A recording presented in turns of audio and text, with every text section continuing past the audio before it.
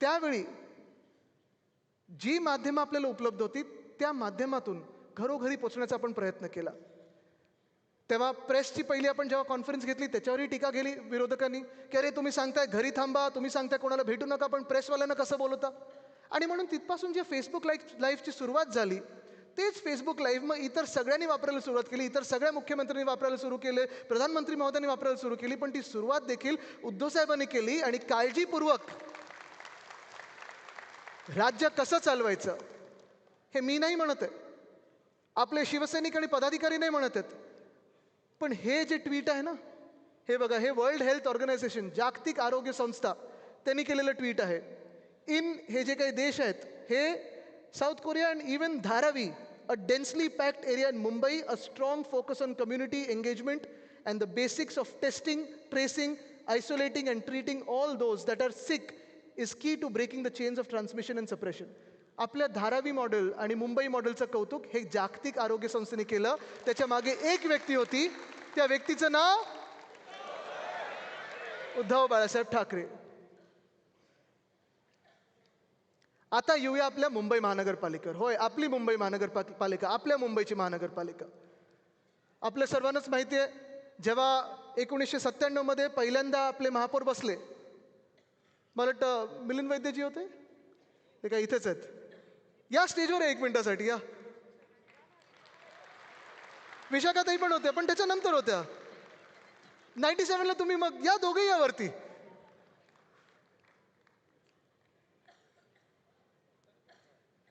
हा, मला वाटतं विशाखाताई पहिले होते. आम्हाला आठवतं, आम्ही पहिलं जेव्हा महापौर बंगला जायचो तेव्हा ताई असायच्या तिथे.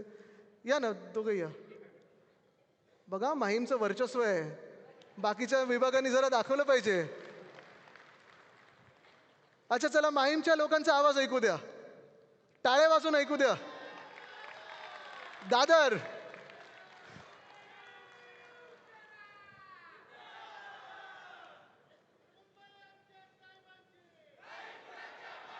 आणि किशोरीताईंना पण आपण वरती बोलूया, कारण 2022 पर्यंतचा प्रवास दाखवायचा आहे. आमच्या वर्णीला बोलवलं पाहिजे ना वरती. काय काय त्यांना मध्ये बोलवणार आहे मी. आपले सगळे महापौर आणि उपमहापौर जे आहेत त्यांना मंचावर बोलवणारच आहे मी. जय महाराष्ट्र, जय महाराष्ट्र. या ताई. आता हा जो प्रवास आहे, श्रद्धाताई पण असतील इथे कुठेतरी आहेत. हा, पण तिथून जी निवडणूक झाली 97ला एवढी तूट होती ना. येस, म्हणूनच ते मी. ताई तुम्ही ह्या बाजूला या, आणि मग पुढचे जे होत जातील आपण त्यांना तसं 5 वर्षानंतर. तुम्ही डेफिसिटमध्ये होतात, वरळीनी. आता विशाखाताईंपासून किशोरीताईंपर्यंत हा जो प्रवास झाला, अर्थात मध्ये अनेक आपले महापौर उपमहापौर आहेत, ते सगळे होते. आणि ह्या प्रवासामध्ये आपल्याला आठवत असेल 650 कोटींची तूट होती, त्यावेळी डेफिसिट होतं, बरोबर आहे ताई. आणि तेव्हा आपल्याला जी महानगरपालिका आपल्या हातात आली होती, अर्थात तेव्हा आपल्यासोबत कोण होतं, त्यांना नंतर प्रश्न आहेत माझ्याकडे, ते नंतर विचारणार आहे मी. आपल्याला शिव्या देत असतात ना, विचारणार प्रश्न मी. पण टाईमपासून जी आर्थिक घडी आपण बसवायला लागलो, कारण ह्याला बोलतात इकॉनॉमिक प्लॅनिंग. कुठचंही राज्य चालवत असताना, कुठचीही संस्था चालवत असताना, कुठचंही शहर चालवत असताना सगळ्यात महत्त्वाचं काय असतं, तुमचं आर्थिक नियोजन तुम्ही कसं बनवता. सध्या जर तुम्ही केंद्र सरकार बघाल किंवा कुठचंही दुसरं भाजपचं सरकार बघाल, आर्थिक नियोजनचं बत्त्याबोळ करून ठेवलं आहे, बट्ट्याबोळ. कुठेही काही आर्थिक नियोजन नाही. त्यांचा दिवस आला की त्या दिवसात पैसे कसे उडवायचे, कॉन्ट्रॅक्टर्स आणि बिल्डर्सच्या कशा घशात घालायचे, तेवढंच प्लॅनिंग असतं. पण नागरिकांचे पैसे वाचणार कसे हे कुठेही प्लॅनिंग नसतं. पण मला आठवतं, मी जेव्हा विशाखाताई महापौर होते तेव्हा मला वाटतं 6 वर्षाचं होतो. पण तेव्हा पण मी माझ्या वडिलांसोबत असेल, आजोबांसोबत असेल, ह्या बैठकींमध्ये असायचो. आवड म्हणून असायचो, राजकारणाची एक आवड होती. आणि त्या आवडीनिवडीमध्ये त्या सगळ्या बैठकींचा जो माझ्यावर एक परिणाम होत गेला किंवा त्याचं जे एक माझ्यावर इम्प्रेशन होत गेलं, हाच विचार आत्तापर्यंत आपण चालवत आलो पुढे, की कुठचंही काम मुंबईसाठी करत असताना ते पारदर्शक कसं असलं पाहिजे, 2 चांगल्या दर्जाचं कसं असलं पाहिजे, आणि 3 कुठचाही प्रश्न समोरून आला तरी उत्तर त्याचं आपल्याकडे चोख असायला पाहिजे आणि छातीत ठोकून सांगायला पाहिजे की होय, आम्ही ते काम अभिमानाने केलं. पण ह्याचाच परिणाम हा झाला, तुम्ही पाहिलं असेल, जी 600 कोटीची 650 कोटीची तूट होती ती 2022पर्यंत म्हणजे जेव्हा किशोरीताई महापौर झाल्या तेव्हापर्यंत आपण 92,000 कोटीचं सरप्लस 92,000 कोटीचं सरप्लस म्हणजे विचार करा, अनेक राज्यांपेक्षा जास्ती आपण आपलं FD बनवलं होतं. बरं, हे समोरून जे टीका करतात, जे भाजपवाले असतात किंवा इतर जे आपल्यातून फुटून गेले, तुम्ही बसले तरी चालेल ताई. येस, धन्यवाद ताई. तुमचा सत्कार केलाच वरती बोलवलं मी, तुम्ही जेवढं चांगलं काम केलं आणि बाकीच्या महापौरांना सगळ्यांना, स्नेहलता इथे आहेत, सगळेच आहेत. आता हे जे काम आपण केलं, हे सगळे जी ही आपण आर्थिक चढ आपण पाहिली 92,000 कोटीपर्यंतची, कुठेही आपलं काम मुंबईचं थांबलं नव्हतं, कुठेही कुठची कामं थांबवली नव्हती, कुठेही जास्ती आपण कपात लावली नव्हती. हे काम आपण आर्थिक नियोजन जे केलं, कुठेही टॅक्स वाढवला नाही मुंबईकरांवर, कर वाढवला नाही, कुठेही पैसे लुटले नाहीत. हे प्रत्येक रुपया ह्या 92,000 कोटीचा आपण जे प्रोजेक्ट्स आपण सुरू करणार होतो त्या प्रोजेक्टसाठी त्या बजेटमध्ये आपण दाखवत आलो. बरोबर आहे. इथे आता आपले स्टँडिंग कमिटीचे जे चेअरमन असतील, मला शैलेशजी दिसत होते मगाशी, फणसेजी कुठे दिसत होते, हा ते बघा, फणसे साहेब तुम्ही पुढे, तुम्ही तिथे कुठे बसलात?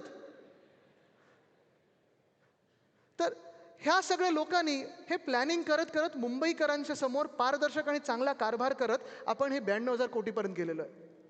पण 2022ला ज्या गद्दारांनी आपलं सरकार पाडलं आणि मुख्यमंत्री झाले, त्यांचा तिजोरीवर आपल्या डोळा होता, ॲनेकोंडाला सोबत घेऊन वोट चोर, नोट चोर, जब साथ में आते तो क्या होता है? ॲनाकोंडा. आत्ता काय असेल परिस्थिती, कोण सांगू शकेल का मला?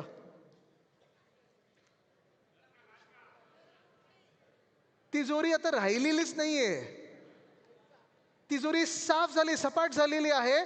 आणि दुर्दैवाने जेवढे ह्यांनी भ्रष्टाचार केलेत, जेवढे ह्यांनी घोटाळे केलेत गेल्या 2-2.5 वर्षामध्ये, त्याचा परिणाम हा झाला. तुम्ही पाहताय, रस्ते तर कुठेच दर्जेदार नाही आहेत, काही काम झालेलं नाही आहे. पण मुंबईचं आत्ता कमिटेड लायबिलिटी म्हणजे जे आपण देणं लागतो ते 2.5 लाख कोटीवर पोचलेलं आहे. किती? 2.5 लाख कोटी. हे जेव्हा आपण बोलतो महानगरपालिकेचं देणं आहे, फक्त महानगरपालिकेचं देणं नसतं. हे सगळं आपल्या डोक्यावर येतं, कारण आपण करदाते आहोत, आपण कर भरत असतो, आपण मुंबईकर आहोत. आणि आपल्या डोक्यावर एवढं आता कर्ज काय, कमिटेड लायबिलिटी चढलेलं आहे, ह्याचा विचार देखील तुम्ही करणं गरजेचं आहे. पण आपण केलेली कामं, ह्याच्यावर जरा येऊया आपण. कारण काय, फक्त टीका करून उपयोग नाही आहे. आपण काय काय काम केलंय हे देखील आपण सांगणं गरजेचं आहेच. पहिलं काम आणि सगळ्यात आवडतं काम माझं जे आहे ते शाळेंबद्दल मला बोलायचं आहे. शाळेंबद्दल प्रवास. धूर कुठचं सोडतात ते बंद करा. डान्स नाही चालू आहे कुठचं, बंद करा. शाळेंचा प्रवास. कारण हे जेव्हा आपण पाहतो 92,000 कोटी जरी आपलं FD असलं तरी आपण काय काय केलंय हे सांगणं गरजेचं आहे. आणि म्हणून पहिला आपण सुरू करूया शाळेचा प्रवास. मी तुम्हाला पैज लावून सांगू शकतो, आत्ताच्या आत्ता तुम्हाला पैज लावतो आणि सांगू शकतो, ती पैज हरायला देखील तयार आहे, पण हरू शकणारच नाही. कारण मुंबई महानगरपालिका ही कदाचित नुसतं महाराष्ट्रातली नाही, नुसतं देशातली नाही, कदाचित फक्त आशिया खंडातली नाही, पण जगातली एकमेव महानगरपालिका असेल ज्या महानगरपालिकेचं कर्तव्य पहिलं किंवा ड्युटी आपण ज्याला बोलतो ते प्राथमिक शाळा आहे, प्राथमिक शिक्षण आहे. बरोबर ना सुनील प्रभूजी? प्राथमिक शिक्षण म्हणजे आपल्याला बेसिक प्रायमरी शिक्षण हे द्यायचं आहे. पण जगात कुठेही नसेल असं अभिमानाने आपण सांगू शकतो की गेल्या 25 वर्षाच्या प्रवासामध्ये जो काय पालट आपण केला मुंबई महानगरपालिकेच्या शाळेंचा, 1235 शाळा ह्या फक्त आणि फक्त मुंबई महानगरपालिकेच्या असू शकतात. ते तुमच्या आणि आमच्या आपल्या शिवसेनेने केलेलं आहे. ह्या 1235 शाळेंमध्ये 3.25 लाख विद्यार्थी शिकतात. हे फक्त आणि फक्त तुमच्या आमच्या शिवसेनेने केलेलं आहे, आपल्या कामामुळे झालेलं आहे. पूर्ण हे शिक्षण विनामूल्य असतं, मोफत असतं, एक सुद्धा रुपया आपण घेत नाही. हे आपण काम केलेलं आहे, हे अभिमानाने सांगण्याची गरज आहे. ह्या शाळेंमध्ये 8 की 9 भाषांमध्ये शिकवलं जातं. मराठी आहे, इंग्लिश आहे, सेमी इंग्लिश आहे, हिंदी आहे, गुजराती आहे, उर्दू आहे, तमिळ आहे, तेलुगू आणि कन्नड आहे. आणि एवढंच नाही तर अर्थात 10वीपर्यंत आपण मराठी तर अनिवार्य केलंच होतं, जे ह्या सरकारने बदललं. पण उद्धव साहेबांनी अजून एक महत्त्वाची भाषा जी आपल्या शाळेंमध्ये आणली ती आणली टेक्नॉलॉजीची. हा जो फोटो आपल्याला दिसतो इथे माधुरीजी आहेत, इथे रमेश माशेलकरजी आहेत आणि उद्धवसाहेब देखील आहेत. हा जो फोटो आहे मला वाटतं हा 2011 किंवा 12 सालचा आहे. श्रद्धाताई तुम्ही आहात, म्हणजे तुमच्या टर्ममधलं आहे. आणि हे काम जे आपण केलं ते व्हर्च्युअल क्लासरूमचं केलं. म्हणजेच काय, तर राज्यात किंवा देशात आपल्या राईट टू एज्युकेशन आहे, पण राईट टू क्वालिटी एज्युकेशन, दर्जेदार शिक्षण, आपण ह्याच माध्यमातून जवळपास 600 वर्गांना जोडलेलं आहे. जसं आज मी इथे उभा राहून आपल्याशी तर बोलतच आहे, पण ह्या मीडियाच्या माध्यमातून संपूर्ण मुंबईशी बोलत आहे. तसंच एक शिक्षिका किंवा एक शिक्षक एका स्टुडिओमध्ये उभं राहून दर्जेदार शिक्षण हे 600 वर्गांना एकत्र देऊ शकतो. हे आपण काम करून दाखवलेलं आहे. देशात कुठेही नसेल हे आपण काम करून दाखवलेलं आहे. टॅबद्वारे शिक्षण 6वी 7वी 8वी 9वी 10वी ह्याच्यासाठी. कारण मला आठवतं माझे आजोबा वंदनीय हिंदवी सम्राट बाळासाहेब ठाकरे जेव्हा आमचं सकाळी दप्तर बघायचे तेव्हा आईला विचारायचं, हे नेमकं काय असतं या दप्तरामध्ये, एवढं सगळं तुम्ही पाठीवर का बोजं घेऊन जातात. त्यांनी माझ्या प्रिन्सिपलला पण एकदा दोनदा घरी बोलवलेलं, आपले शिक्षण मंत्र्यांना घरी बोलवलेलं, आणि हा प्रवास चालूच राहिला की नेमकं ह्या दप्तरात काय असतं एवढं बोजं की आपण घेऊन जात असतो. बरं 3-4 पायऱ्या चढायला लागतात, 3-4 मजले चढायला लागतात. पण उद्धव साहेबांनी त्याला उत्तर दिलं, ते म्हणजे टॅबचं. पुन्हा एकदा 5 भाषा आपण वेगळ्या वेगळ्या शिक्षण हे डिजिटल केलं, आणि डिजिटल शिक्षण देणारं कदाचित महानगरपालिका देशातली असेल ती एकमेव असेल आणि पहिली असेल, ती म्हणजे आपली मुंबई महानगरपालिका आहे. अर्थात हे सगळं होत असताना मुंबईचं शिक्षण हे सुधारायचं कसं, एखाद्या पिढीला घडवायचं असेल, एखाद्या समाजाला पुढे न्यायचं असेल, तर मी हे नेहमी उदाहरण देतो. 1997 जेव्हा युकेमध्ये, युनायटेड किंगडममध्ये टोनी ब्लेअर हे पंतप्रधान बनणारच होते, त्यांनी विचारलेलं, तेव्हा मीडियाने त्यांना विचारलेलं की जर तुम्ही पंतप्रधान झालात तर तुमच्या पहिल्या 3 प्रायोरिटी कुठच्या असतील. आणि त्यांचं उत्तर काय होतं माहिती आहे का, पहिली प्रायोरिटी हे शिक्षण असेल, दुसरी प्रायोरिटी हे शिक्षण असेल, आणि तिसरी प्रायोरिटी हेही शिक्षण असेल. कारण शिक्षणावरच देश घडत असतो. तर शिक्षण अजून आपण चांगलं कसं करू शकतो. वर्षानुवर्ष हे आपण ऐकत आलेलो आहे. प्रत्येक वेळी आपण पेपरमध्ये बातम्या वाचायचो की आज एवढी गळती लागली, एवढ्या मुलांनी आपल्या शाळा सोडली, ही शाळा बंद होते कारण इथे आपली मुलं आता शिकायला तयार नाही आहेत, ह्या शाळेतून त्या शाळेत गेली म्हणून ही शाळा बंद झाली. तेव्हा माझं स्वप्न एकच होतं की इथे जे जे आता लोकप्रतिनिधी बसलेत, किंवा माझी खासदार बसले असतील, आमदार बसले असतील, आजी माझी सगळेच नगरसेवक बसले असतील, महापौर असतील, होणारे महापौर असतील, होणारे नगरसेवक असतील, ह्या सगळ्यांकडे जशी लोक येतात की आम्हाला ह्या शाळेमध्ये ॲडमिशन पाहिजे, ह्या प्रायव्हेट शाळेमध्ये ॲडमिशन पाहिजे, तसं माझं स्वप्न होतं की कधी ना कधीतरी मुंबई महानगरपालिकेच्या शाळेंसाठी आपल्याकडे लोक येतील आणि पत्र मागतील की आम्हाला मुंबई महानगरपालिकेच्या शाळेमध्ये ॲडमिशन पाहिजे, तुमचं पत्र पाहिजे. आपले शिक्षण समितीला सोबत घेऊन बसलो, 1-2 चांगले अधिकारी होते, तरुण अधिकारी होते, मदत केली, आणि ह्या लोकांनी ठरवलं की आपल्या मुंबईच्या शाळेंचं पूर्ण ब्रँडिंग, कलर, थीम, इन्फ्रास्ट्रक्चर काय असायला पाहिजे.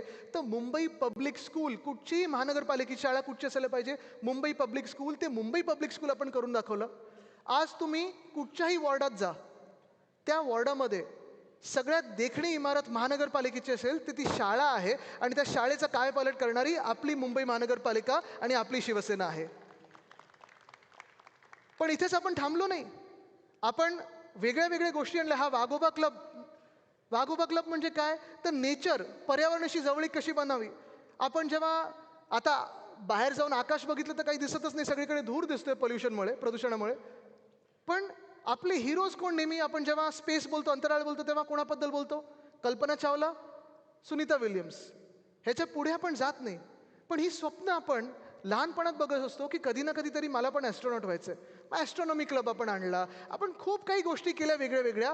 पण मी तुम्हाला अभिमानाने अजून एक गोष्ट सांगतो, ज्यामुळे खरोखर आपल्याकडे एक मोठी बढत झाली, मुलांना यावंसं वाटलं, पालकांना वाटलं की महानगरपालिकेच्या शाळेत टाकावं मुलांना, ते म्हणजे आपण SSC सोबत जागतिक पातळीचा IB बोर्ड आणला. हे देशात कुठेही नाही झालं, कदाचित जगात कुठे नसेल ती आपली महानगरपालिका. IGCSE बोर्ड आणला, परत जागतिक पातळीचा आहे. CBSE बोर्ड आणला, ICSE बोर्ड आणला, आणि हे सगळं आपल्या मुंबई महानगरपालिकेच्या ज्या शिक्षिका होते आणि शिक्षक होते त्यांना ट्रेनिंग देऊन पुन्हा त्याच लोकांना आपण वापरायला लागलो, ह्याच्यात त्यांनाच आपण चालना दिली. आणि हे तुम्ही अभिमानाने सांगू शकता की पहिल्या वर्षी 4,000 आपल्याकडे सीट्स होत्या महानगरपालिकेमध्ये, 10,000 ॲप्लिकेशन आले, आपल्याला लॉटरी काढायला लागली. हे आपलं काम आहे, हे तुम्ही अभिमानाने लोकांना सांगितलं पाहिजे. जेव्हा भाजप विचारतं ना की तुम्ही काय केलं, अर्थात शिक्षणाचा आणि त्यांचा काडी मात्र संबंध नाही आहे, पण हे जरा त्यांना सांगा हे आम्ही केलेलं आहे. चला पुढे वळूया. जसं प्राथमिक शिक्षण हे महानगरपालिकेचं काम असतं, तसं प्राथमिक आरोग्य देखील, बेसिक प्रायमरी हेल्थकेअर सेंटर हे महानगरपालिकेचं काम असतं. तुम्ही कुठचीही महानगरपालिका घ्या, कुठच्याही आपल्या राज्यामध्ये जा, इतर राज्यांमध्ये जा, तुम्ही जर विचाराल की तुमचं महानगरपालिका म्हणून काम काय, तर आमचं प्राथमिक आरोग्य केंद्र आम्ही तेवढंच चालवतो, प्रायमरी हेल्थकेअर चालवतो, त्याच्या पुढे आम्ही करत नाही, हे तुम्हाला सांगेल. पण पुन्हा एकदा मी इथे बेट लावायला तयार आहे, पैज लावायला तयार आहे. आता आचारसंहितेत ते बसतं की नाही मला माहीत नाही, तर आपण आचारसंहितेनंतर लावूया. पण मला जगात मुंबई महानगरपालिकेसारखी महानगरपालिका दाखवा, जिचे फक्त प्राथमिक आरोग्य केंद्र नाहीत, तर ते तर आहेच, पण त्याच्याही पुढे जाऊन नर्सिंग कॉलेज स्वतःचे आहेत, ही आपली मुंबई महानगरपालिका आहे. एक नाही, दोन नाही, तर 4 मेडिकल कॉलेज स्वतःचे आहेत, ही मुंबई महानगरपालिका आहे. ट्रॉमा केअर सेंटर आहे, ही आपली मुंबई महानगरपालिका आहे. आणि सगळ्यात चांगले हॉस्पिटल आणि डॉक्टर्स हे असणारी आपली मुंबई महानगरपालिका आहे. हे आपण अभिमानाने जनतेला सांगितलं पाहिजे, लोकांमध्ये सांगितलं पाहिजे. कारण अनेकदा वाटतं की अरे चांगले डॉक्टर्स आपल्याला प्रायव्हेट हॉस्पिटलमध्येच मिळतील, असं नाही आहे. जे कुठचेही चांगले डॉक्टर्स तुम्हाला प्रायव्हेट हॉस्पिटलमध्ये मिळतात किंवा भेटतात, तेच प्रायव्हेट हॉस्पिटलमधले डॉक्टर्स आपल्या सगळ्या ह्याच मुंबई महानगरपालिकेच्या हॉस्पिटल्समध्ये आहेत. अर्थात लोड आहे, 90% ही ट्रीटमेंट आपली फ्री असते, त्याच्यानंतर सबसिडाईज असते. 2017पर्यंत आपल्याकडे 13,574 बेड्स होते. डेली जो काही लोड होता तो जवळपास 1 लाखाचा होता. आत्ता पण प्रत्येक वर्षी 1 कोटीहून जास्ती आपण लोकांना ट्रीट करत असतो. आहे ना, देशभरातली लोकं येतात आपल्याकडे, पण स्वस्त आणि दर्जेदार आरोग्य हे देणारं कदाचित आपलंच शहर असेल आणि आरोग्य केंद्र किंवा हॉस्पिटल चालवणारी आपली महानगरपालिका असेल, हे आपण अभिमानाने सांगितलं पाहिजे. हा दुसरा माझा आवडता विषय. इथे आपले BSTचे सगळे असतील, जरा BSTमध्ये कोण कोण होतं हात वरती करून मला, आणि BSTचे चेअरमन कोण कोण होतं जरा हात वरती करून मला दाखवा. आपण आहात सगळे आहेत. ही BST, किती लोक BST वापरतात? सगळे वापरतात? दर काय झालेत आत्ता?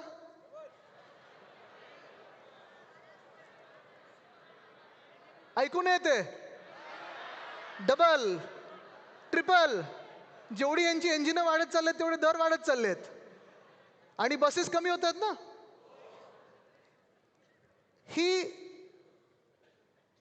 ह्या शहराची एक महत्त्वाची गोष्ट होती, ओळख होती, ती म्हणजे आपली BST बस.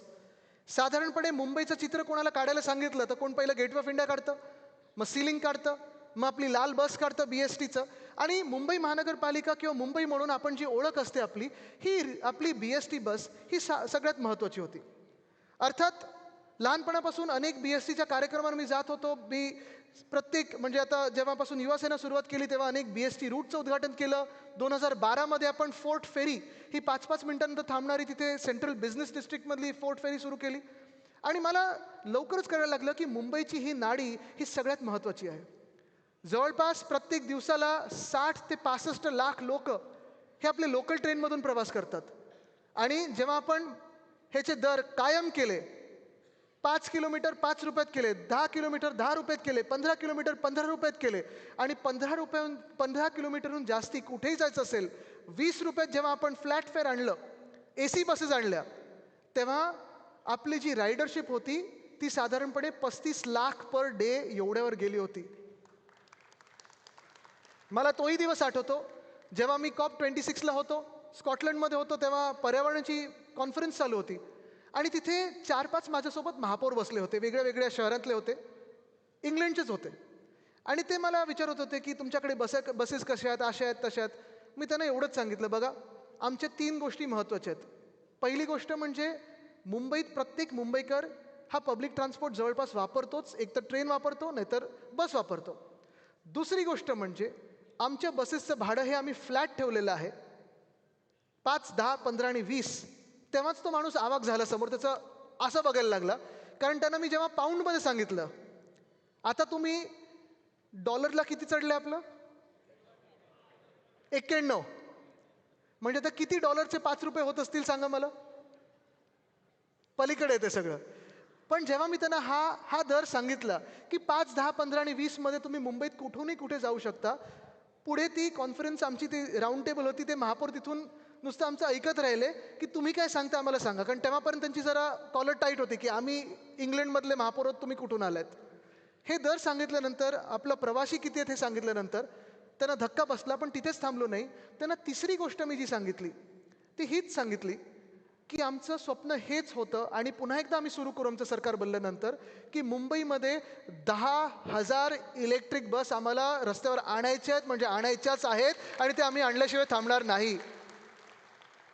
हे काम मुंबईसाठी महत्त्वाचं आहे. आपला करार युनियन बरोबर 3,337 बसेसचा होताच, पण त्याही पुढे जाऊन जर आपल्याला प्रदूषणमुक्त मुंबई पाहिजे असेल, आपल्याला पब्लिक ट्रान्सपोर्ट सुधारायचं असेल, आपल्याला लास्ट माईल कनेक्टिव्हिटी चांगली करायची असेल, तर आपल्याला मुंबईमध्ये मिनी बस, मीडियम रेंज बस, लॉंग रेंज बस, डबल डेकर बस, हे सगळं करून आपल्याला 10,000 हा आकडा गाठायलाच लागेल. हा 7 ऑगस्टचा फोटो आहे, जेव्हा आपण मला वाटतं माहीम बस डेपोमध्ये ह्या इलेक्ट्रिक बसचं लॉन्च करत होतो. तेव्हा ग्रॅच्युटी पण जी अनेक वर्ष थांबली होती BST कामगारांची, ती आपण दिली होती. राज्य सरकारमधून कदाचित आपण एकमेव राज्य सरकार असू, कारण आपले मुख्यमंत्री जे होते उद्धवसाहेब ठाकरे ते मुंबईचेच होते, म्हणून मुंबईकर एक माणूस असल्यामुळे जे काही BSTला आपण देणं लागत होतो ते पटापट द्यायला सुरू केलं होतं. पण ही बस आपण आणली. ही बस आणल्यानंतर जेव्हा पहिला करार झाला ह्या डबल डेकर इलेक्ट्रिक बससाठी, आता तुम्ही पाहत असाल रस्त्यावर धावते, भाजपनी माझ्यावर टीका केली होती की हे कुठून आणले, असं केलं तसं केलं. सरकार पडलं उद्घाटनाला हे पहिले, फीत कापायला पहिले. मला वाटतं हे आपल्या कंट्रोल रूमचे आशिषजी तुम्ही दिसता याच्यात, हे आपलं चलो कार्ड आहे. पण झालंय असं, आपलं सरकार गेल्यानंतर 2022 पासून ज्या बसेस धावत होत्या रस्त्यावर त्या कमी कमी कमी कमी होत चालल्यात. अनेक आपल्या विभागांमध्ये रूट बंद करत चाललेले आहेत. भाडं दुप्पट तिप्पट केलेलंच आहे. बसेस जवळपास 2,000 वर आणलेल्या आहेत किंवा त्याच्याही पेक्षा कमी झाल्या असतील. आणि भयानक गोष्ट ही आहे की प्रायव्हेटायझेशन बसमध्ये यायला लागलेलं आहे. त्या कुठच्या बसेस आहेत ना, सिटी फ्लो त्या सगळीकडे दिसायला लागलेल्या आहेत. ठीक आहे, तुम्हाला कोणाच्या बसेस आणायच्या त्या आणा, पण मुंबईला मारू नका. आणि हेच भाजपाने ओळखलेलं आहे. जर मुंबईला मारायचं असेल तर कसं मारायचं, तर मुंबईकर जो दिवस रात्र प्रवास करतो, मेहनत करतो, कामावर जातो आणि परत येतो, त्याचा पहिला पब्लिक ट्रान्सपोर्ट हा मोडून टाका. आणि पब्लिक ट्रान्सपोर्टचा श्वास हा आपला BST होता, तो पुन्हा एकदा आपल्याला जागृत करायचा आहे. पाण्याचं देखील खूप मोठं काम आपण केलं. पाणी हे मला आठवतं जेव्हा आपनी दिल्लीमध्ये पाण्याचे दर कमी केले होते, जेव्हा सबसिडी दिली होती, तेव्हा घरोघरी जाऊन त्यांनी साजरं केलं होतं की आम्ही एवढ्या लिटरवर आता सबसिडी देतोय, तेवढ्या लिटरवर आपण सबसिडी देतोय. आपल्याला आठवत असेल केवढं मोठं ते पण साजरं केलं होतं, सगळीकडे बोर्ड लागले होते आणि चांगलं काम केलं होतं, कौतुक केलंच पाहिजे त्यांचं. पण नंतर थोडा अभ्यास केल्यानंतर हे जाणवायला लागलं की अनेक वर्ष आणि आपली पूर्ण 25 वर्ष मुंबई महानगरपालिका म्हणून पुन्हा एकदा फक्त महाराष्ट्रातलं नाही तर देशातलं सगळ्यात स्वस्त पाणी जर कोणी देत असेल तर ती आपली मुंबई महानगरपालिका आहे. ह्याचा आपला अभिमान असायलाच पाहिजे. अजूनही मला वाटतं आपण 3.5 रुपये पर पर्सन पर 1000 लिटर देतो, बरोबर आहे, आणि आपल्याला पडतं ते 11.5 रुपये पर पर्सन पर 1000 लिटरला. पण त्याच्यातून काही महत्त्वाच्या गोष्टी आपण केल्या त्या सांगण्यासारख्या आहेत. मला वाटतं श्रद्धाताई, आपण महापौर असताना हे सुरू केलं होतं, हिंदुरे सम्राट बाळासाहेब ठाकरे मिडल वैतरणा डॅम, मध्य वैतरणा डॅम. कदाचित मुंबई महानगरपालिका पुन्हा एकदा एकमेव असेल ज्याची स्वतःची धरणं आहेत. पण हे जे धरण आपण बांधलं, ज्यावेळी आपण बांधलं, ते जगातलं 9वं सगळ्यात वेगात बांधलेलं धरण होतं आणि ते अजूनही आपल्याला महत्त्वाचं धरण आहे. त्याला वंदनीय हिंदुरे सम्राट बाळासाहेब ठाकरेंचं नाव आपण दिलेलं आहे. भांडूपचं हे जलशुद्धीकरण केंद्र आहे. कदाचित तुम्ही तिथे गेल्यानंतर जेव्हा टेस्टिंग करतो आपण पाण्याचं, बिस्लेरी किंवा कुठचंही बॉटल्ड वॉटर घेतलं त्याच्यापेक्षा शुद्ध पाणी हे इथे मिळतं. सर्वांसाठी पाणी ही आपले राज्य सरकार असताना योजना आणली होती. कारण अनेक ठिकाणी अशा अजूनही वसाहती आहेत किंवा आपण स्लम सोसायटी वगैरे पाहतो की OC मिळाली नाही, लिगल नाही आहे म्हणून पाणी दिलं जात नाही किंवा पाण्याचे दर वाढवलेले असतात. आपण हाच कायदा आणला होता की तुमचं घर हे लिगल असेल किंवा नसेल, पण तुम्हाला व्यक्ती म्हणून पाणी हा तुमचा जन्मसिद्ध अधिकार आहे आणि तो तुम्हाला कोणी रोखू शकत नाही. म्हणून सर्वांसाठी पाणी योजना ही आपण आणली होती. पण त्याच्याही पुढे जाऊन मला माहीत नाही, तुम्ही सोशल मीडियावर माझं गारगाई आणि डिसॅलिनेशन मधलं जे अंतर आहे ते मी सांगितलं. किती लोकांनी पाहिलं ते? पाहिलंय? ते आवर्जून पहा. पण हा जो डिसॅलिनेशनचा करार आपण केला होता, डिसॅलिनेशन प्लांट म्हणजे सोपं आहे. आता युद्ध ह्याच्यावरच सुरू होणार आहे की गारगाई धरण बांधायचं आणि पावसावर अजून अवलंबून राहायचं, की आपण समुद्राचं पाणी आहे ते गोड करून प्यायचं. आपली गरज जी आहे ती ह्या एका डिसॅलिनेशन प्लांट म्हणून पूर्ण भागू शकतो आपण. आणि आज तुम्हाला सांगतो मी, ज्या दिवशी पुन्हा एकदा शिवसेना उद्धव बाळासाहेब ठाकरे पक्षाचा महापौर बसेल, त्या दिवसाला पुन्हा एकदा आपण आपल्या मुंबईसाठी पाणी गोड करण्याचा प्रकल्प हा पुन्हा सुरू करू. कारण सर्वात कमी किमतीत एकही झाड न तोडता लवकरात लवकर, कारण तो जर प्रकल्प मिंदे सरकारनी आपलं सरकार पडल्यानंतर बंद केला नसता तर आत्तापर्यंत त्या प्लांटमधून आपल्याला पाणी मिळायला सुरुवात झाली असती. 2025 पर्यंत काम पूर्णही झालं असतं. हे सगळं होत असताना म्हणजे आपण जे मी सांगतो ना, करून दाखवलं, हे 2 शब्द होते ज्यांनी 2012ची महानगरपालिका आपण जिंकलो होतो, 2017मध्ये आपण जिंकलो होतो. कारण हे काम महत्त्वाचं आहे. मला नेहमी उद्धव साहेब सांगत असतात की आदित्य, आपण जी कामं करतो ती कामं लोकांपर्यंत जाणं गरजेची असते आणि जर आपण काम केलं असेल तर ते आपण सांगणं गरजेचं असतं. आता फरक बघा ना, निवडणुका जेव्हा येतात तेव्हा भाजप कशावर सुरू करतं? हिंदू मुस्लिम, बांगलादेशी घुसलेत, रोहिंग्या घुसलेत, आपलं केलेलं कामाचं श्रेय ते घेतात. हां, मग मराठी अमराठी हे सगळे वाद भाजप सुरू करतं. कारण त्यांनी 12 वर्षात काही काम केलंय का ह्याच्यावर तर मोठा प्रश्नचिन्ह आलेला आहे. पण आपण जी कामं केलीत गेल्या 25 वर्षामध्ये असेल, गेल्या 5 वर्षामध्ये असेल, ती आपल्याला पुन्हा एकदा लोकांमध्ये नेणं गरजेचं आहे. कारण आपण हे काम अभिमानाने केलेलं आहे, हे मुंबईसाठी केलेलं आहे. हे आपलं गिरगाव चौपाटीकडचं व्ह्यूइंग डेक, हे आपलं दादर येथील माता रमाबाई आंबेडकर व्ह्यूइंग डेक, हे सेल्फी पॉईंट, आणि हा जो मलबार हिलच्या तिथे आपण एक ट्री टॉप वॉक केला होता. न्यूयॉर्क टाइम्समध्ये देखील ह्याचं कौतुक झालं. आणि मुंबईत आल्यानंतर किंवा आपल्या देशात आल्यानंतर 10 फूटच्या जागा असतील की कुठे जायला पाहिजे ह्याची सुरुवात ही आपण केली होती. ह्याला फंड आपण दिला होता, मी पालकमंत्री म्हणून दिला होता. आणि हा आवडता विषय, आपला ब्रँड अँबॅसेडर खरं आता हा केला पाहिजे, पेंग्विन केला पाहिजे. कारण मी प्रत्येक वेळी जेव्हा समोरून मला भाजपवाले सांगतात की तुम्ही पेंग्विन आणलं किंवा पेंग्विन, मी बोलत चला मी पेंग्विनबद्दल बोलतो, तुम्ही आणलेल्या चीताबद्दल बोला. दाखवा मला किती टिकलेले आहेत. हिम्मत असेल तर दाखवा. पण राणीचा बाग, वीर जिजामाता उद्यान, किती लोक गेलेत तिथे? आता तुम्ही मला सांगा, हे तुम्ही आत्ता गेलेले आहेत बरोबर आहे. लहान असताना किती लोक गेले होतात? फरक आहे की नाही आहे ना? हे काम आपण केलेलं आहे, हे छाती ठोकपणे सांगायला गरजेचं आहे. कारण तिथे अजूनही आजही वीकडेला पण हजारो मुंबईकर आणि हजारो पर्यटक जातात. का तर जे प्राणी ते एरवी पाहू शकत नाहीत ते प्राणी आपण तिथे आणलेले आहेत. आणि नुसतं आणून पिंजऱ्यांमध्ये नाही ठेवलेत, तर त्यांचं ब्रीडिंग प्रोग्राम आणि कॉन्झर्वेशन प्रोग्राम पण आपण करत आहोत. हे आपण सांगणं त्यांना गरजेचं आहे. पेंग्विन असेल, वाघ असेल, हैना असेल, अनेक गोष्टी आपण तिथे आणलेल्या आहेत. आणि हा फोटो आहे, मला वाटतं स्नेहलताई तुम्ही इथे महापौर होतात आणि इथे श्रद्धाताई पण आहेत, हा आपल्या प्लॅनिंगचा फंडचे साहेब आहेत, सगळे आहेत. हे बघा, हे मे मधले 4.5 लाख लोक मेमध्ये, 173 कोटी मे 2023 मध्ये फक्त आपल्या या झूने मिळवून दिलेत ते महानगरपालिकेला.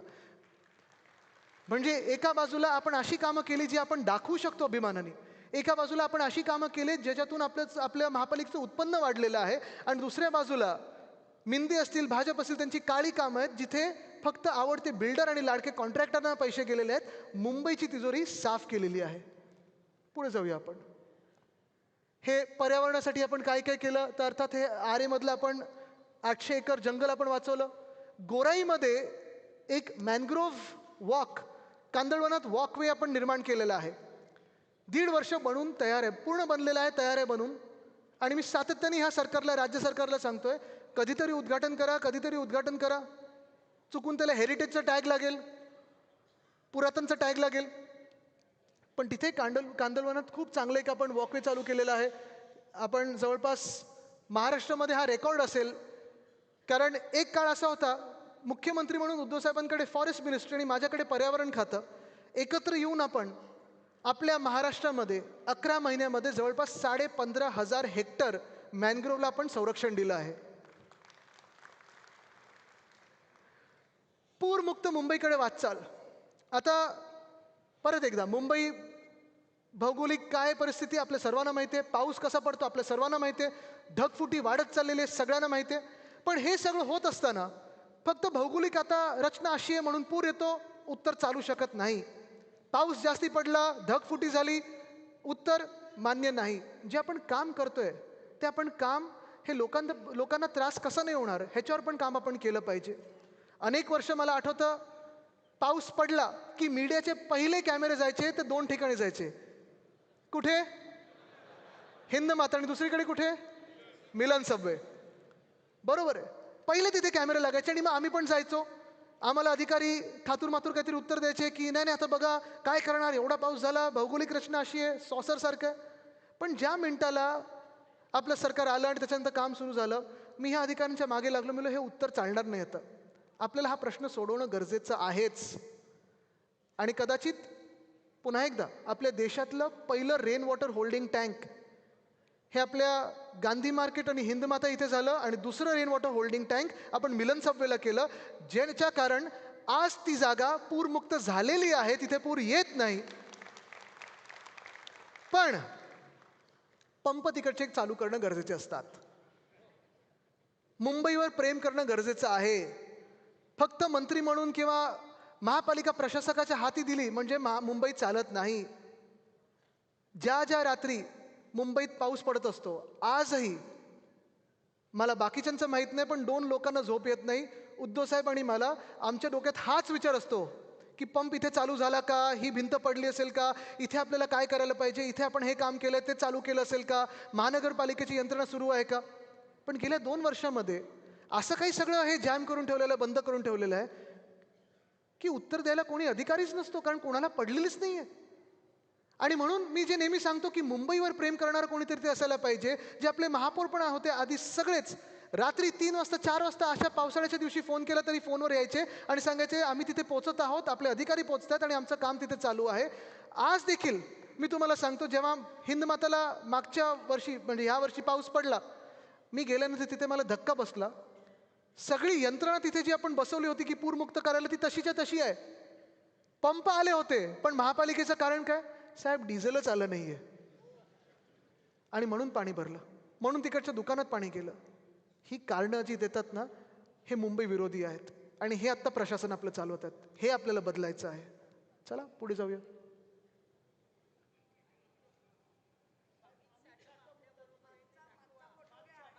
हा ना, इथे महाडेश्वरजी आहेत बघा, आणि जाऊ दे, चिल्लर लोकांकडे लक्ष द्यायचं नाही. पण मी नंतर ह्याच्यावर येणार आहे. सांडपाण्याचे जे प्रकल्प आहेत, मला आठवतं जेव्हा आपलं सरकार पडलं, STPच्या प्लांटसाठी प्रधानमंत्री महोदय इथे आले, भूमिपूजन केलं आणि सांगितलं 18,000 कोटीची गिफ्ट ही त्यांनी मुंबईला दिलेली आहे. मोठे नेते आहेत, मी त्यांच्याबद्दल काही जास्ती बोलत नाही. पण जसं आम्ही अधिवेशनात बोलतो ना, रेकॉर्डवर चुकीचं आलं नाही पाहिजे म्हणून मी तुम्हाला करेक्ट करतोय. हे 18,000 कोटी दिल्लीमधून आले नाहीत, केंद्राचे आले नाहीत, ते मुंबईचे होते. आपल्या 92,000 कोटीच्या FD मधून आपण वाचवलेला पैसा आहे, मुंबईकरांचा पैसा आहे. आणि हे आपलं काम आहे, STPचं काम आपलं आहे. जर आपलं सरकार टिकलं असतं तर भूमिपूजन आपल्या हस्ते झालं असतं. 10 वर्ष NGT आणि सुप्रीम कोर्टात, बरोबर ना विशाखाताई, केस चालू होती. COD BOD हे 30 असायला पाहिजे की 10 असायला पाहिजे. ह्याच्यावरनं सगळं जेव्हा ते त्रांगडं सुटलं तेव्हा नेमकं ह्यांनी आपलं सरकार पाडलं आणि भूमिपूजन स्वतः करून घेतलं. पण हे काम देखील आपलंच आहे.